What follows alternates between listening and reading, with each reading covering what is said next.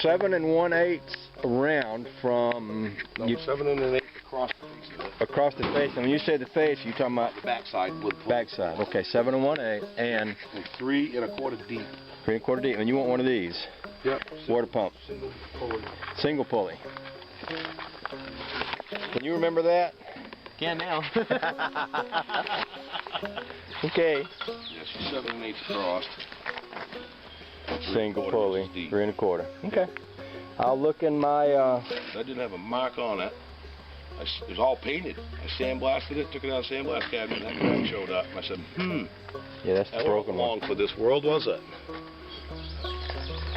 It'd be a little hard to weld and grind that down in the hole there, wouldn't it? I was thinking about doing it.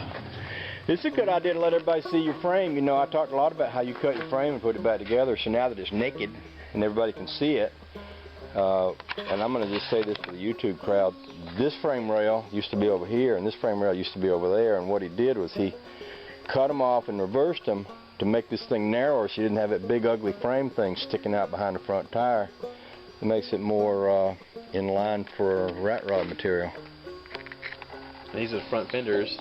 Front fenders off 37 Chevy? Off that 36 Chevy right 36 Chevy, yeah. And actually, looks cool. That hatch part is the trunk off of it. Yeah, that's the trunk off of that sedan over there. Flip down the other way. Yeah. So it kind of opens up like a rumble seat. Yeah, those rat rodders looking at that right there, still thinking, I could still make something out of that. Yeah, well, he wants to show up quick. Well, I'm looking at it. Make something out of it too. I'm looking at it thinking the same thing, but you know, it's just like I was telling you on the way over here. You can only have so many projects, right? And you can only keep so much junk under your feet. Yeah, Impala wants the pressure plate out of that. Okay. Oh yeah, he's got that. That's got the clutch type pressure plate that he would want. Right. Oh yeah. I'm gonna give him that ball. You know that ball he busted off on his arm? I'm gonna send that to him. You're gonna make him a happy man. Yeah. That's sweet. I wonder if that. I've got one of those distributors out of one of those style motors. I wonder if they'll fit in a 250.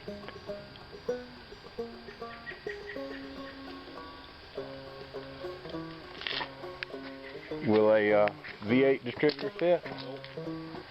Completely different. Okay.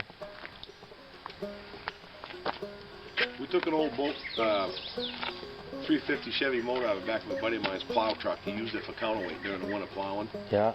And we had a $5,000 street stock motor. We blew it up like 3 weeks into the season. Yeah.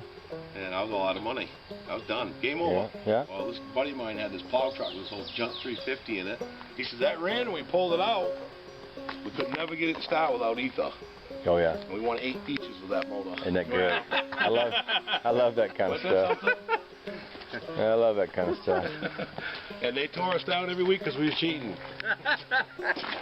Well, that's like that motor that's in the Rambler that Josh drove to South Carolina. It was in my brother-in-law's old truck, and they hauled it to the dump. And I always loved that truck. I couldn't believe they crushed it, but this guy had saved the motor and stuck it in his truck and then drove it all through the woods and everything. And I bought it thinking, well, this thing won't last long. Well, I've driven it for years. He drove to South Carolina. It's running like a top. Yeah. It's an excellent engine. It's still going. It always will, I expect. If people ask you how many miles this guy's like, there's no telling. But it's got to be around 1 million. It's got a lot.